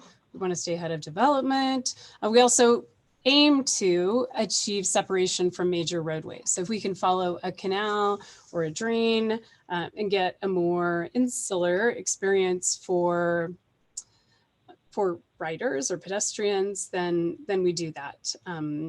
There are times when it works best to follow the mid-mile, but we try, although we provide facilities along the major roadways, we definitely try to provide alternatives to those. So, and I apologize, these map pages get a little bit blurred. Can you see my mouse? Mr. President, can you see the mouse on the screen? Yes. Thank you. Okay. Yes. Sorry, So I was on this the phone. particular exhibit This is out in the southwest at Amity and Linder. An example of kind of an opportunity that development brought was in the Cedar Brook sub. That's right here. It was really only showing just a bit of pathway here at the corner across a canal.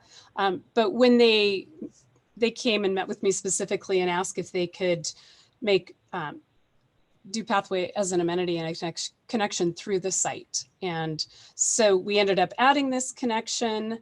And then because of a school here and the mid-mile collector here, I've drawn in some additional lines just to achieve better connectivity in that mile. And then the same thing is happening here, just to get an idea of, we have a lot of waterways that are trending southeast to northwest, and not a lot of ways to connect between them. So again, looking at the mid-miles. So this is a way of at least getting some desire lines on the map in terms of growth, and then adjusting as opportunities arise. And then another example are just alignment changes. Say down here by Sawtooth Elementary, we have had some developments come in and have kind of redrawn the route just to be a bit more true to what's actually going to be there. Also up here, it's not showing on this map, but there'll be a mid-mile collector road that comes out here. And so just wanting to connect probably roughly along that, because that seems to be the best contiguous option. And then there were also cases of pathways that were not previously constructed that because of development did come online, and they're now paved. So those are noted as well. In general, I think I've spoken before to this idea of kind of an overall scheme of organization for the pathways system. We've got this Meridian loop idea, and then the pathways, the southeast to northwest, I just referenced, cutting across it. And connectivity kind of ensues from that overall framework. So we have altered or enhanced our working map to show these routes, the 10-mile creek, the 5-mile creek, our priority pathways, and then the Meridian loop, which overlaps some of those. So we'll continue to work with this data.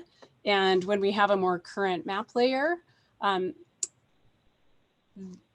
more current data is available to the public, then I would like to have this as an option to highlight certain routes, just to begin to make the map a bit more interactive for people who are choosing places to go and ways to get there.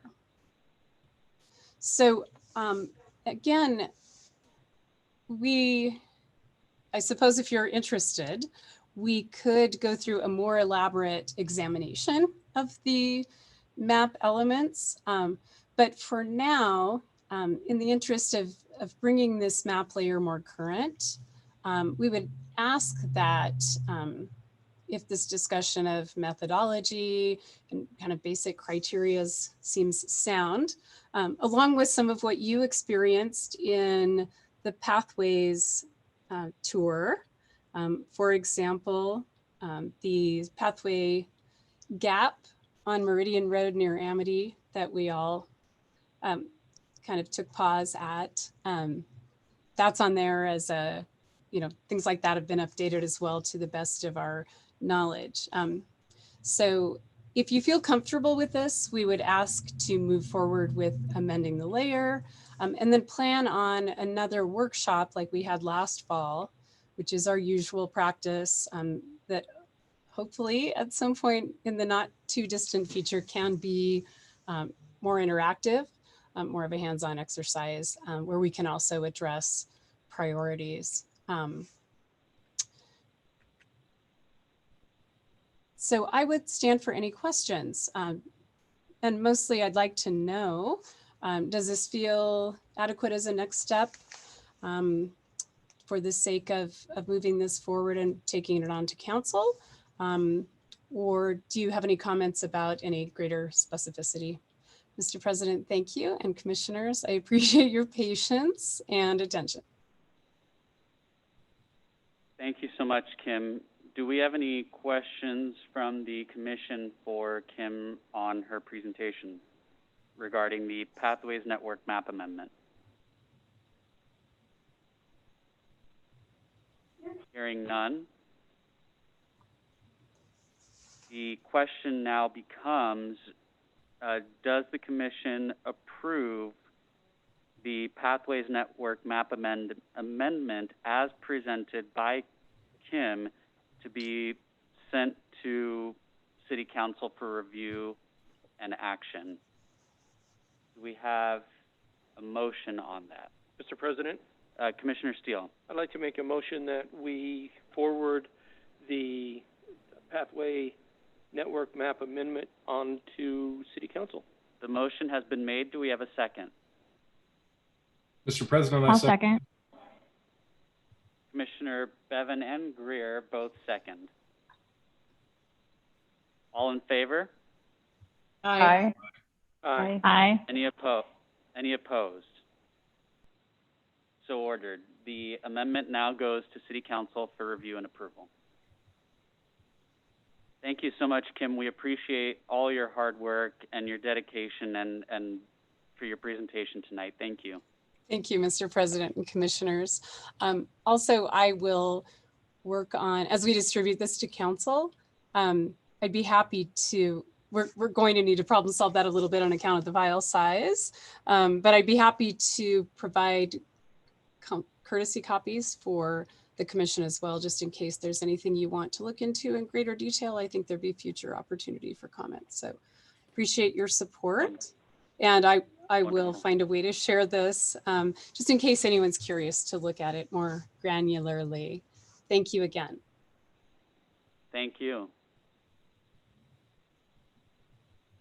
As mentioned before, our last item for the evening is our staff updates. Steve, the floor is yours. Take it away. Thank you, Mr. President. You've heard a lot already about the items that have been on my plate, but just to recap maybe some highlights, and because I don't want to steal the thunder of Mike or Garrett, because I'm involved in a lot of the things that they are, I might just mention some of the things that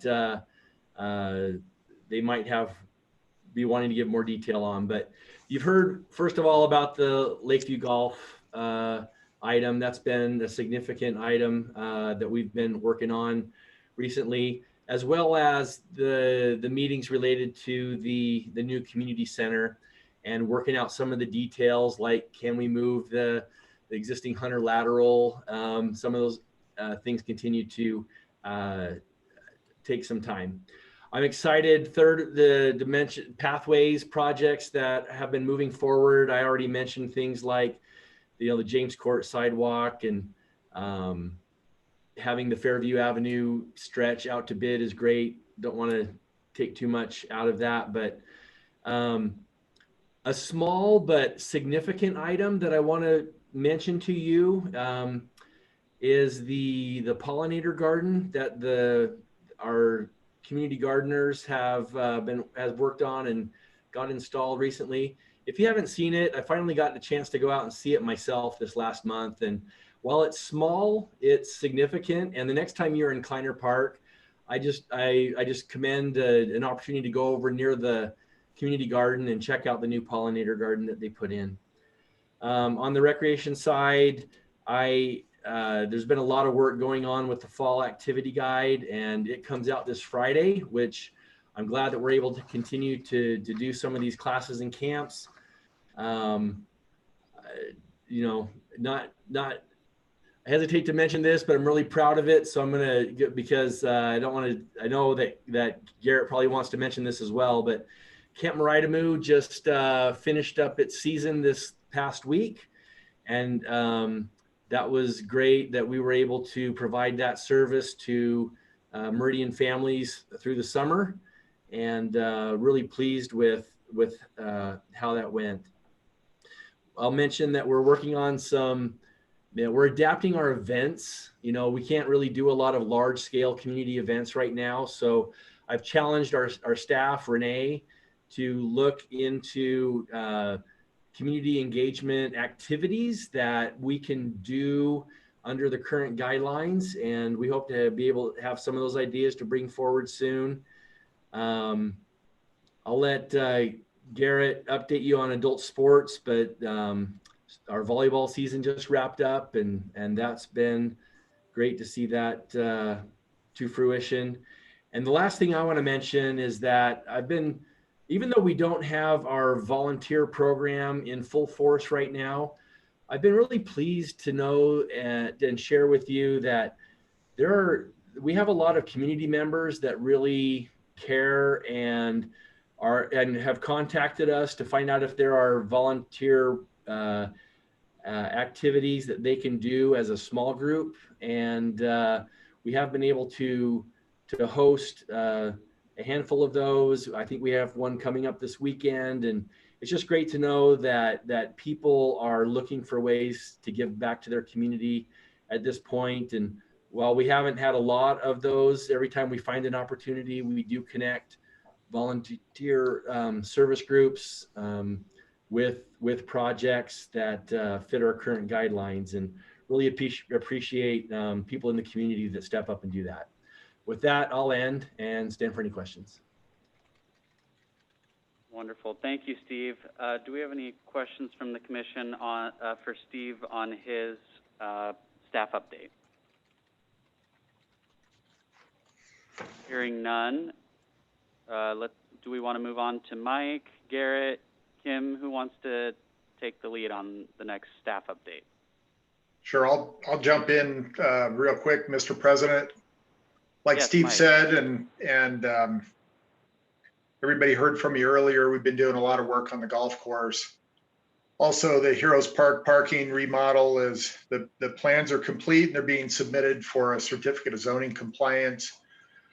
So we're positioned to bid during the slower construction season, late November, December, for a next spring construction project. At Settlers Park, there's the tiles that are around the climbing rocks that are, they've been failing for a couple of years, and it's time to replace them. So we've got the replacement of those tiles. We're going to go to a bonded rubber product in there. So we're putting that out to bid. It's funded at the beginning of the fiscal year as a capital replacement. So we're bidding that pending appropriation, but really what we'd like to do is we'd like to initiate that project as sometime in October before the weather turns, because the products are temperature sensitive, and hopefully get it done this fall instead of waiting until next spring. So those are just some of the things that I'm involved in, and I'd be happy to answer any questions you have. Wonderful. Thank you so much, Mike. Do we have any questions for Mike from the commission regarding his staff update? Hearing none. Garrett, would you, thank you so much, Mike. Garrett, would you like to take the next? Sure, Mr. President, Commissioners. Really what the Recreation Department's been up to, or at least I've been up to, is a lot of COVID-19 protocols set in place, not only for our internal programs and activities, but more so for our field reservations, some shelter reservations, external events, that type of stuff. So I've been doing a lot of that work. Believe it or not, Jenna Fletcher and Maggie Combs, their annual review is up this month. So they've both been on the job for a year now and have done a great job with the sports as well as the classes. Jenna, like Steve mentioned before, she's done with camp. She is pretty excited. She's in the cleanup stages at this point. Camp ran extremely smooth. She set protocols with the help of Mark, our fire chief, early on, and followed those protocols, and it ran pretty smoothly. We just had a parent reach out to Jake Garrow, who you heard earlier today, just praising Jenna and the protocols set in place, and just how great the camp was. Some of the things that she had to do was, obviously we couldn't go on field trips because you can't social distance on a bus at the time. So she brought summer camp field trips to camp. Cobra and Maxie with the animals and all that kind of stuff was kind of a big hit. Brought them she's also been working on the activity guide like Shelley mentioned earlier. She went virtual with the stuff now, and she's working with instructors in the community schedule regarding the activity guide and all the activities that involve that. Audrey, like Shelley said earlier, she's working with some concerts on Broadway. Unfortunately, we're going to cancel some of the concerts on Broadway just because of the COVID-19 and group sizes that can happen. But she's focused on a lot of Art Week activities as well as the gallery there on the 3rd floor of City Hall. Maggie and Skylar, both of them have been working with the sports softball programs going good right now. We're staying under 50 at each field, only using one field at each location, following protocols, and sanitizers, things like that as they play. She's currently taking registrations for volleyball for the fall. We have them. We're also working on cornhole, a disc golf tournament, as well as bocce ball. Those are some of the backyard programs that meet all these number of restrictions that we have from the CDH and things like that regarding social distancing. You can do all those things while you're playing cornhole, disc golf, and bocce ball. The bocce ball idea came from our senior advisory board out of the mayor's office. Asked about bocce ball. We have 2 courts over there at Kleiner, so we're looking at doing something over there as well. We also have flag football. Flag football typically starts in September, and that registration form is out right now for the public to register for. Renee, community events on that, so Shelley, but we're scheming and have some things. I mean, a huge help with just with other. Garrett. Yeah. Sorry. Yes. We lost you. We lost you there for about 8 to 10 seconds. You sounded like you were on planet Mars there. Could you kindly repeat the last 10 seconds of your report, please? Sure. Can you guys hear me now? A lot better. Right on. All right. Well, I started with Renee, so we're going to go backwards to Renee. Shelley and Steve kind of touched on it before, but she's been doing those community engagement activities, got some stuff on the burner, trying to get it organized and ready to go. On top of that, Renee's just been a huge help in the office, just trying to help out where others need help when their plate's too full. I know she helped out dramatically with summer camp stuff, as well as some stuff with the golf course that Mike has going on. Other than that, you heard from Jake this morning, or not this morning, but this afternoon and evening.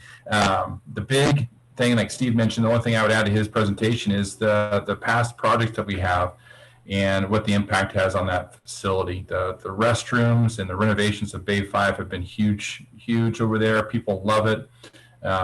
It feels just like a quality facility now. On top of that, the LED lights, we've cut the power bill in half, and then adding zoo fans, those fans to keep moving the air in there to help with condensation as well. It helps us with some of the heating costs. You're pushing that hot air around, you got to, keeping there as the right temperature. So that's helped us reduce some of the power costs, some of our efficiencies of the facility.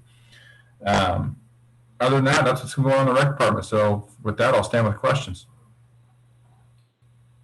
Wonderful. Thank you so much, Garrett. Do we have any questions for Garrett from the commission on his staff report? Hearing none, do we have any further staff reports from members of the Parks and Recs department? Yes, Kim. Thank you, Mr. President, commissioners. Not much at this point. Steve touched on a lot of the highlights in his presentation. This map covered quite a bit of it, but I thought I would mention the Woodbridge neighborhood, which is, it's east of the ISU campus and Jabel. It's east of Locust Grove and north of the interstate. There's some existing dirt pathway, and we've been talking about partnering with the neighborhood to improve it. So we did have a meeting with them, and we're moving forward with discussions as to how they might be willing to sign an easement, and we could add maybe 1/3 of a mile in that area. So, and the other project that has just kind of come up and been a little complex is the Whitestone Bridge. It's at Franklin and Linder, southwest corner at 10 Mile Creek. And there's some new higher density housing going in there and a bridge crossing of 10 Mile Creek. And we needed to find a place for the bridge to land. So I think that involved 2 agreements, 2 easements, and then a bridge acceptance agreement. So we've been working with legal, and it sounds maybe more complicated than it needs to be, but there were a lot of parts, and we've gotten those into place and provided the bridge agreement to the developer. So I think once that's signed, then all these other things can happen, and that project will have a connection across 10 Mile Creek at Franklin and Linder. To serve an elementary school. That was the primary motivator. It's been in the works for years. So just a little update on that. Otherwise, I would stand for questions. Wonderful. Thank you, Kim. Do we have any questions from the commission for Kim on her staff report? Hearing none. Thank you, Kim. Thank you, Garrett, so much for your reports this evening, and as well as Steve and Mike. Alrighty, it is that time. We are just a minute past 7:30. Do we have a motion? If we have no further business or announcements, do we have a motion to adjourn tonight's meeting? Mr. President, Commissioner Steele. I can make a motion. We adjourn tonight's meeting. The motion has been made. Do we have a second? Mr. President, I second that motion. That was Commissioner Jensen. Commissioner Jensen has seconded. All in favor? Aye. Aye. Any opposed? So ordered. We are adjourned until the following, the next meeting of September 9th, 2020 at 5:30 p.m. to be held similarly to this one. Have a good evening, everybody. Thank you. Good night. Good night. Good night. Good night. Thank you. Night, everybody. And everyone.